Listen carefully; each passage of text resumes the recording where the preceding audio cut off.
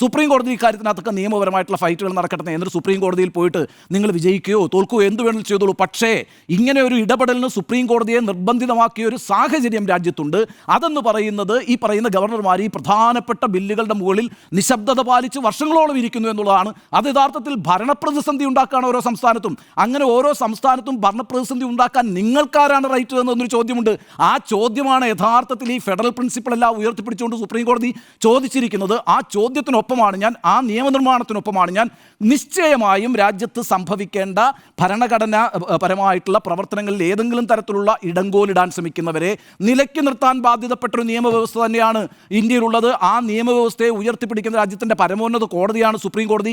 ഞാൻ വിചാരിക്കുന്നതേയില്ല സുപ്രീം കോടതി ഭയങ്കരമായിട്ട് കയറി പാർലമെൻറ്റ് അധികാരത്തിലേക്ക് അങ്ങ് ഇടപെട്ടു എന്ന്, ഗവർണർ അധികാരത്തിലേക്ക് ഇടപെട്ടു എന്ന്, ഗവർണർക്ക് എല്ലാ അധികാരമൊക്കെ നിർത്തിക്കൊണ്ട് ഒരു സമയപരിധി നിശ്ചയിക്കുക മാത്രമാണ് ചെയ്തത്.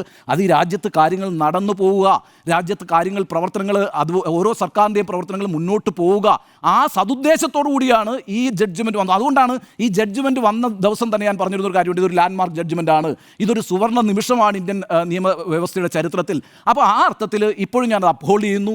ഈ സുപ്രീം കോടതിയുടെ ഈ പറയുന്ന സമയം നിശ്ചയിച്ച് നൽകിയ നടപടി ശരി തന്നെയാണ്.